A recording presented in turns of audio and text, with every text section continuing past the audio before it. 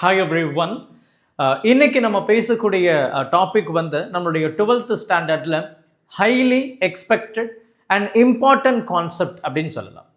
இன்னைக்கு என்டையராக we are going to talk about self induction.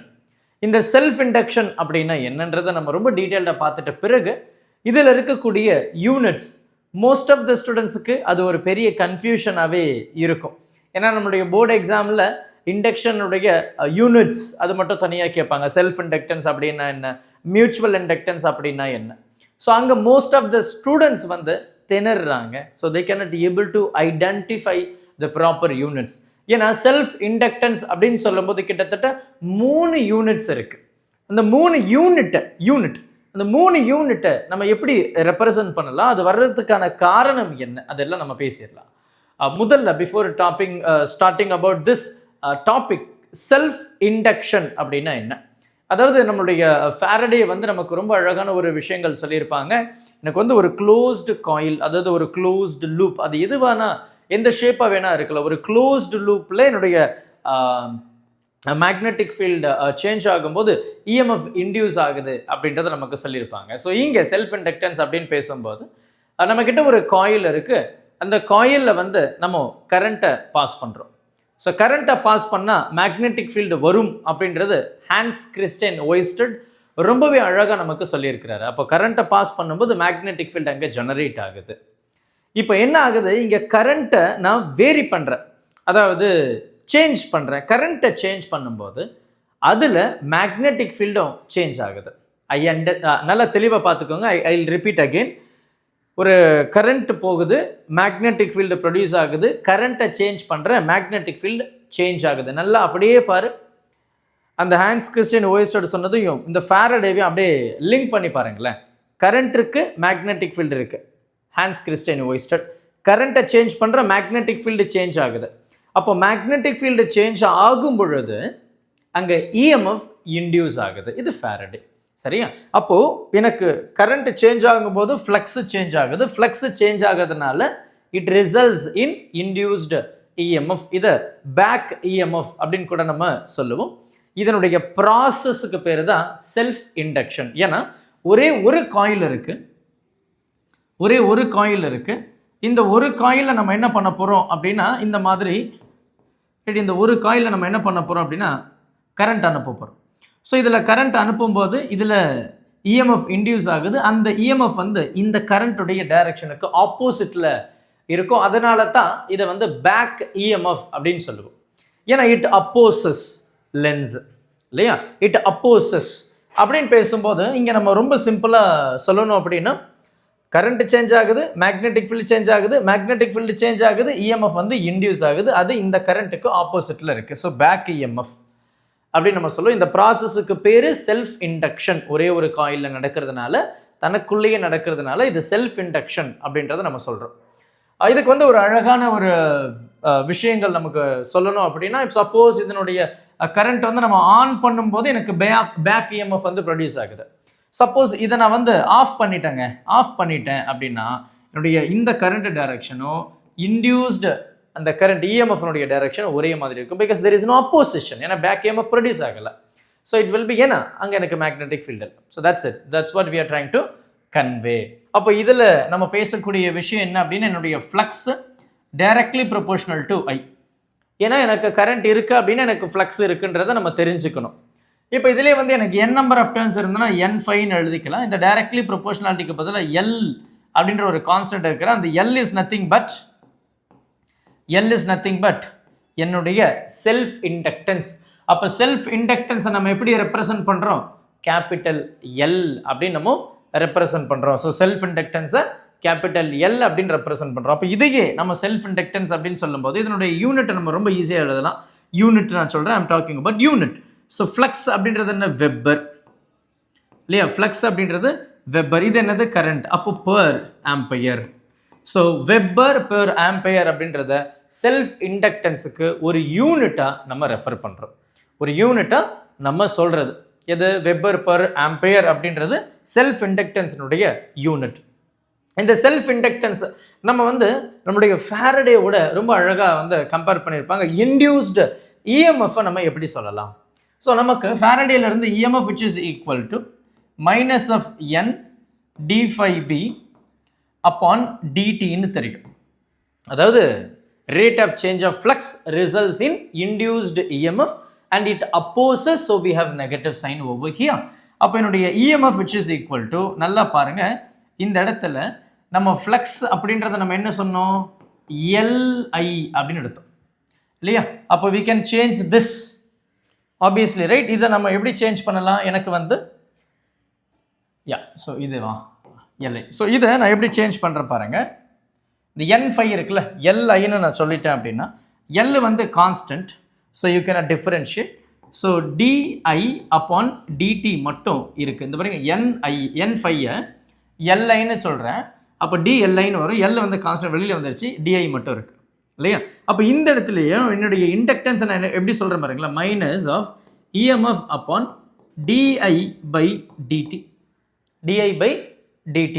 அப்போ இதனுடைய இண்டக்டன்ஸ் நம்ம எப்படி சொல்லுவோம், யூனிட் எப்படி சொல்லுவோம், இது என்னது, EMF which is voltage, right? voltage. இது என்ன, current per second.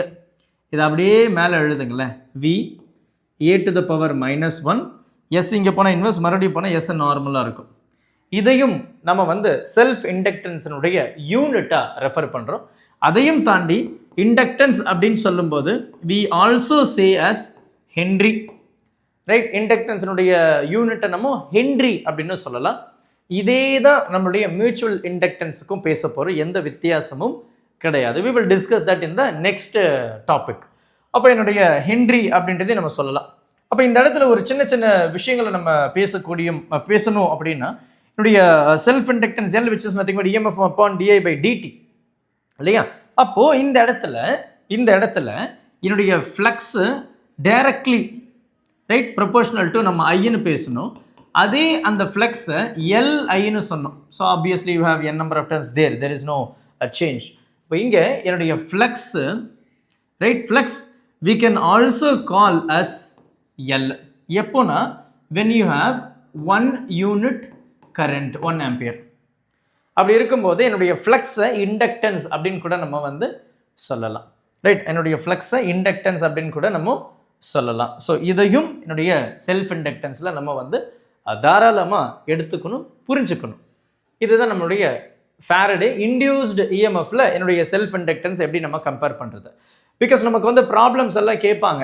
So problem கேட்கும்போது சம்டைம்ஸ் வந்து நமக்கு இந்த டேட்டா மட்டும்தான் இருக்கும், ஃப்ளக்ஸ் இருக்கும், கரண்ட் இருக்கும், இண்டக்டன்ஸ் கண்டுபிடிக்க சொல்லுவாங்க. இந்த formula EMF change in current அப்படின்ற மாதிரி கொடுத்தாங்கன்னா you can use this formula to find your inductance. So it changes accordingly. So obviously நம்ம இதில் என்ன சொல்ல வர்றோம் அப்படின்னா, என்னுடைய கரண்ட் சேஞ்ச் ஆகும்போது எனக்கு இண்டக்டன்ஸ் இருக்குது. Because when there is a change in current, there is a change in flux. When there is a change in flux, EMF is induced. அதுதான் இங்கே வந்து நம்ம ரொம்ப தெளிவாக பேசக்கூடிய ஒரு விஷயம். பாருங்கள், EMF அப்படின்றது என்ன, change in current. So rate of change of current அப்படின்றத நம்ம இங்கே பேசணும். சப்போஸ் இந்த rate of change of current இருக்கு இல்லையா, இது 1 unit of current per second அப்படின்னா என்னுடைய EMF we can also say as inductance. நல்லா பாரு, என்னுடைய EMF இண்டக்டன்ஸ் அப்படின்னு சொல்லலாம். இந்த இடத்துல பாரு, என்னுடைய ஃப்ளக்ஸை இண்டக்டன்ஸ்னு சொல்லலாம். So it differs. You have to understand where we are trying to sort out. இதுவும் கரெக்டு, இதுவும் கரெக்டு. ஸோ இந்த இடத்துல நமக்கு கேள்விகள் எப்படி கேட்குறாங்க, அதில் இருக்கக்கூடிய ஆப்ஷன்ஸ் எப்படி இருக்குது, அதை பொறுத்து உங்களுடைய ஆன்சரும் மாறணும். ஸோ இது எல்லாம் உங்களுக்கு தெரிஞ்சால் மட்டும்தான் இந்த வே ஆஃப் ஆன்சரிங் வந்து உங்களுக்கு கரெக்டாக இருக்கும். எனக்கு இது ஒரு விஷயம் மட்டும் எனக்கு தெரியுது சார், எனக்கு அது தெரியல அப்படின்னா you will be getting confused. So இதெல்லாம் எம்சிக்யூவில் வந்து நம்ம ரொம்ப கவனமாக பார்க்க வேண்டிய ஒரு விஷயம், ரைட்டா? ஸோ இதுதான் நமக்கு வந்து செல்ஃப் இண்டக்டன்ஸ். அப்போ என்கிட்ட வந்து ஒரு காயில் இருக்குது, அந்த காயிலில் என்னுடைய செல்ஃப் இண்டக்டன்ஸை எப்படி சொல்லலாம்? இப்போ இந்த காயில் அப்படின்னு சொல்லும்போது இதில் வந்து கரண்ட் போகும். இந்த காயில் வந்து வி ஆல்சோ நேம் அஸ் சாலினாய்டுன்னு கூட சொல்லலாம். Because it has n number of turns. Solenoid அப்படின்னு சொல்லலாம். அப்போ சாலினாய்டு அப்படின்னு சொல்லும்போது அதில் கரண்ட் போகுது அப்படின்னா அதில் மேக்னெட்டிக் ஃபீல்டு டெவலப் ஆகுது.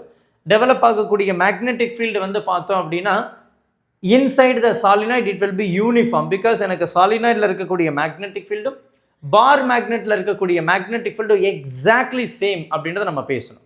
அப்போ இதுதான் எனக்கு சாலினாய்டு. இதில் வந்து நம்ம கரண்ட் அனுப்புகிறோம். இந்த கரண்ட்னால இதில் மேக்னெட்டிக் ஃபீல்ட் ப்ரொடியூஸ் ஆகுது. அந்த மேக்னெட்டிக் ஃபீல்ட் இப்படி இருக்கு. Inside the solenoid it is uniform. அப்போது இதுதான் என்னுடைய மேக்னெட்டிக் ஃபீல்ட் டைரக்ஷன். இந்த பக்கம் எனக்கு வெளியில் வருது. ஸோ இது பக்கம் உள்ளே போகுது, இந்த பக்கம் வெளியில் வருது. சார் அது எப்படி சார் உள்ளே போகுது வெளியில் வருது? ஹவ் யூ டிஃபைன்டு அப்படின்னு கேட்டிங்கன்னா, இந்த இடத்துல நம்ம கரண்ட்டை அனுப்புகிற டைரக்ஷனை பொறுத்து தான் என்னுடைய மேக்னெட்டிக் ஃபீல்டும் மாறும். ரைட்? இப்போ இதுதான் என்னுடைய பாசிட்டிவ் நெகட்டிவ். இப்போ என்னுடைய கரண்ட் இப்படி உள்ளே போகுது. கரண்ட் உள்ளே போகிற பக்கம் சவுத் போலாகவும், கரண்ட் வெளியில் வர்ற பக்கம் நார்த் போலாகவும் இருக்கும். இது வந்து ஹிண்ட்டு. பட் எப்படி இது ஐடென்டிஃபைடு அப்படின்னா, we have right hand thumb rule. இப்போ இந்த காயிலில் வந்து இந்த காயில் இப்படி சுற்றி வச்சுருக்காங்க. இந்த காயில் இப்படி போகுது, நான் கரண்ட் எப்படி அனுப்புகிறேன், இப்படி போகுது.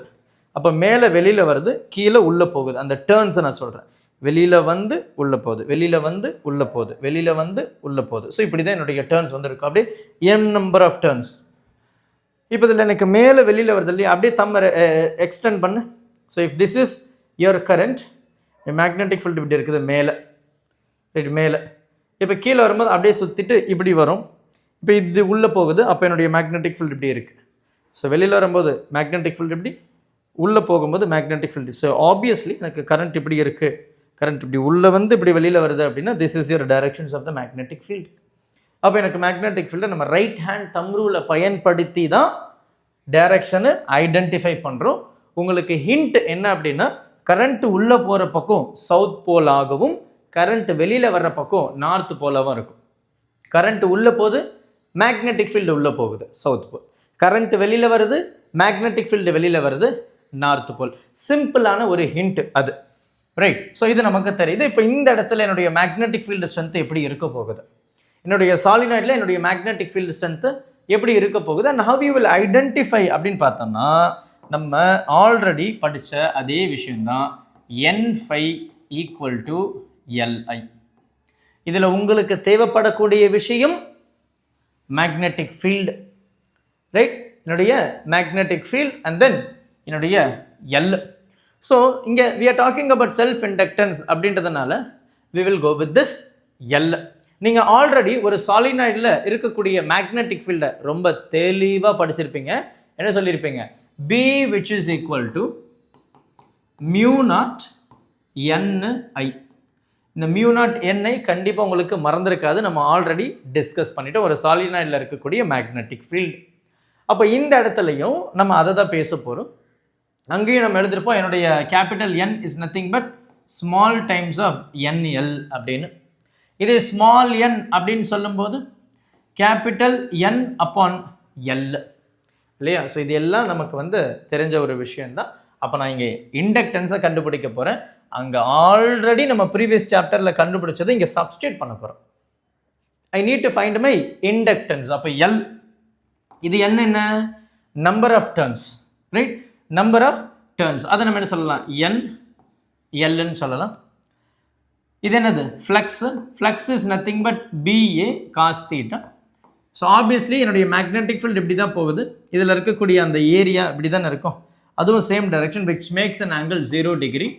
அப்போ B அண்ட் A இருக்கும். B என்ன? இது சாலினாய்ட், அதாவது இந்த நம்பர் ஆஃப் டர்ன்ஸ் இண்டக்டர். அதில் இருக்கக்கூடிய magnetic field mu naught Ni. mu naught Ni. And then we are talking about the area A. ஏரியானா இந்த காயில், இதனுடைய ஏரியா எல்லாமே ஒரே மாதிரி தான் இருக்க போகுது. which is equal to L times of I. L times of I. முடிஞ்சு போச்சு. ஸோ இதை நான் அப்படியே டைரெக்டாக என்ன பண்ண முடியுமோ பண்ணுறேன். அப்படி எடுத்து பேசும்போது இந்த I கேன்சல் ஆகுது. ரிமைனிங் இந்த L அப்படின்றத நீங்கள் அப்படியே சொல்லுங்கள். இதுவும் N, இதுவும் N ஸ்கொயர் பண்ணிக்கலாமா? அப்போ mu naught N ஸ்கொயர், அதுக்கப்புறம் இந்த A and then இந்த L, which is your self inductance. இது என்னுடைய mu r ஈக்குவல் டு 1 இருக்கும்போது, அப்படின்னா இந்த இண்டக்டருக்குள்ள வெறும் ஏர் கோர் மட்டும் இருக்குது, ஏர் மட்டும் இருக்குது, இல்லை வேக்யூம் இருக்குது அப்படின்னா திஸ் இஸ் யுவர் ஃபார்முலா.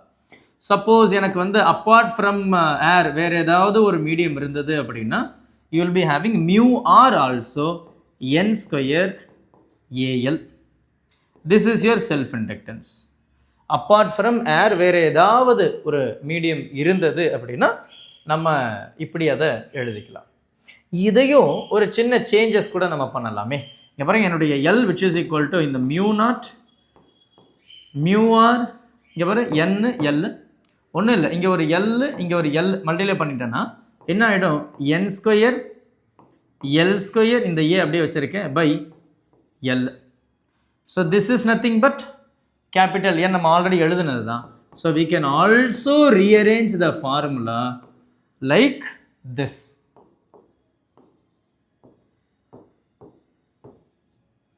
இந்த ஃபார்முலாவும் உங்களுக்கு தெரிஞ்சிருக்கணும், இந்த ஃபார்முலாவும் உங்களுக்கு தெரிஞ்சிருக்கணும். ஸோ இது எல்லாம் ரொம்பவே கவனமாக பாருங்கள். அதே தான் இந்த இடத்துலையும் அப்ளிகபிள் தான். ஸோ இதுலேயும் வந்து n ஸ்கொயர் பை எல் அப்படின்னு நம்ம எழுதலாம். ஸோ அங்கே என்ன மீடியம் ஆட் பண்ணியிருக்கேன், இங்கே மீடியம் ஆட் பண்ணலை.